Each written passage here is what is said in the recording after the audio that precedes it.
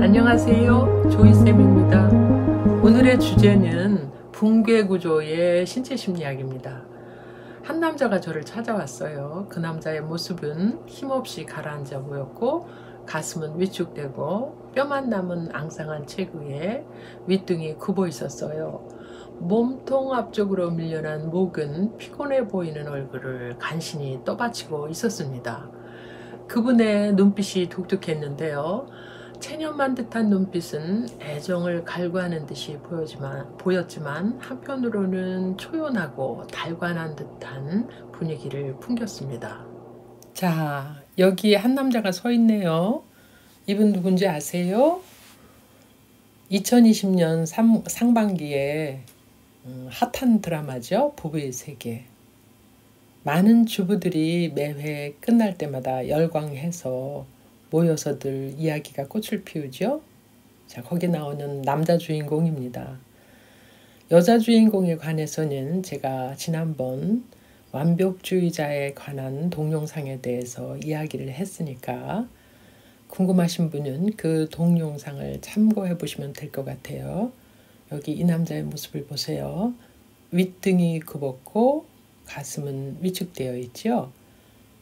목이 몸통 앞쪽으로 밀려나 있어요. 아랫배가 돌출되고 허리가 앞으로 밀려나 있습니다. 전체적인 모습이 힘없이 가라앉아 보이죠. 이런 모습이 전형적인 붕괴구조의 모습입니다. 붕괴구조의 사람들은 세상으로부터 분리되어 자기 안으로 후퇴할 태세를 갖추고 있습니다.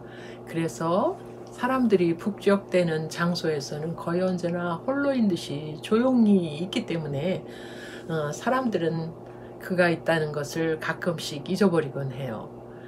그 드라마 속의 남자 주인공은 영화 감독을 하고 있는데 자신의 영화를 후원해줄 재력가를 찾아가죠. 그 회장님한테 가서 인사를 올리는데 그 회장님은 거의 눈길을 주지 않아요. 왜 그러냐면 그의 존재감이 거의 드러나지 않기 때문에 그렇다고 볼 수 있겠죠. 그러나 사적인 공간에서 개인적으로 만나면 그는 완전히 180도로 바뀝니다. 눈빛이 갑자기 흥분으로 타오르고 열정을 보이곤 하죠. 붕괴구조의 사람들은 나약한 에고를 갖고 있어요. 그래서 외부로부터 무언가를 끊임없이 요구를 합니다. 자신을 돌봐달라는 메시지를 전달하는 거죠. 그래서 난 못해. 나 대신 네가 해줘. 날 받쳐주라고 이런 메시지를 보냅니다. 자신의 욕구가 충족되지 않으면 상대방을 비난하죠. 그래서 욕구가 좌절되면 비통함과 체념에 쌓여서 갑자기 독단적인 행동을 하게 됩니다. 이분은 아내가 일에 바빠서 자신을 돌보지 않자 갑자기 독단적인 행동을 하고 그리고 전혀 예상치 못하는 행동을 하게 되죠.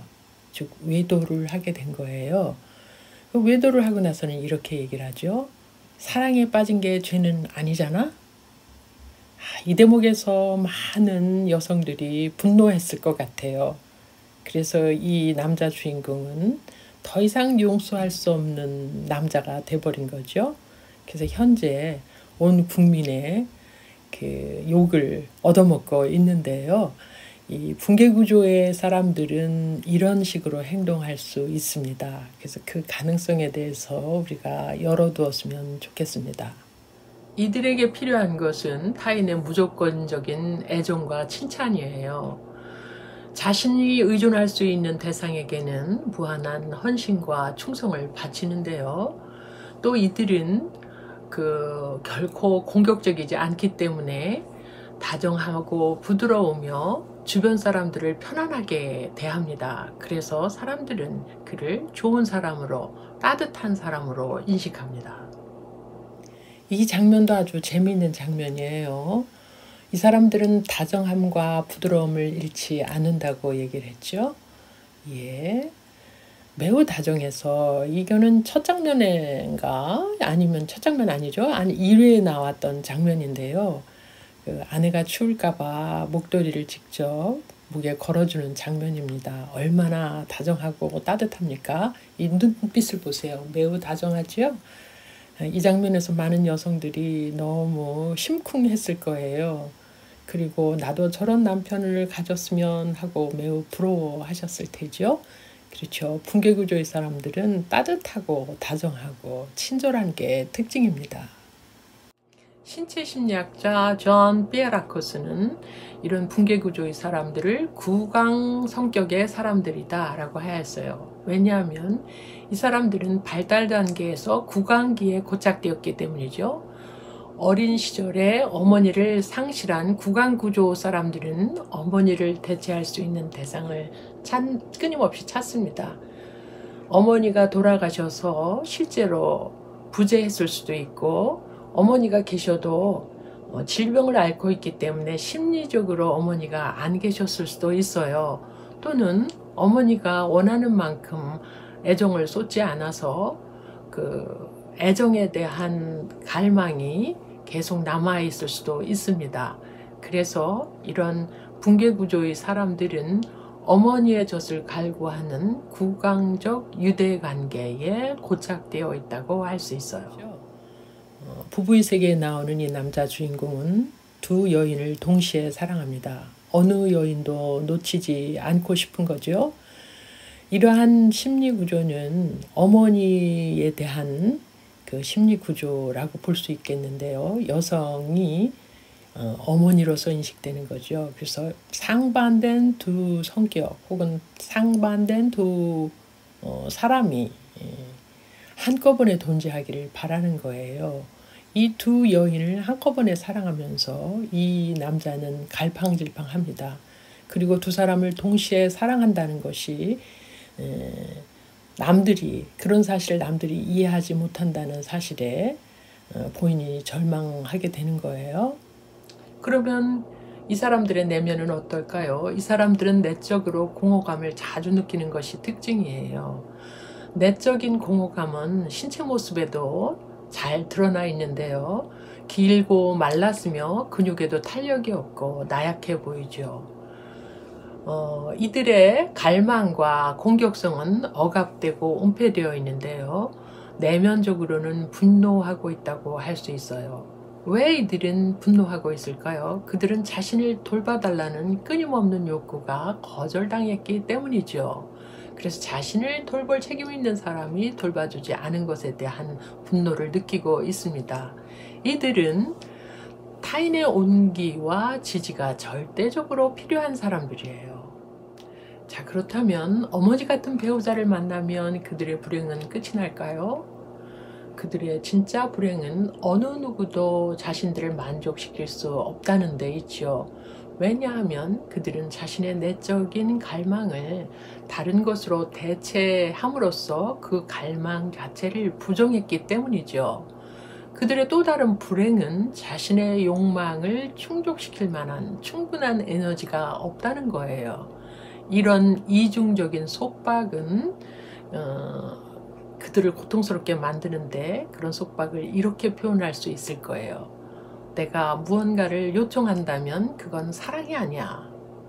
요청하지 않으면 그것을 얻을 수도 없지. 자, 이런 이중성을 이해하실 수 있겠어요? 그러면 이들의 에너지 상태는 어떨까요? 이들의 에너지는 주로 머리에 집중이 되어 있습니다. 그래서 정수리와 이마 차크라는 열렸지만 나머지 차크라는 전체적으로 막혀 있어요. 그래서 정신적이고 영적인 영역에서 탁월성을 보입니다. 에너지가 차면 성센터가 열리는데요. 그럼으로써 성적인 것에 대해서 관심을 갖기 시작합니다.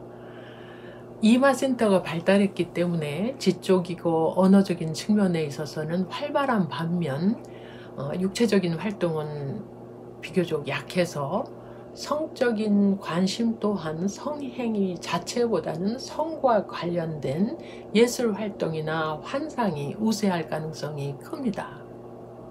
젖가슴의 부재는 정서적인 불안정으로 이어지고, 이는 성인이 되어서도 애정에 갈급한 어린이로 남아있게 만듭니다.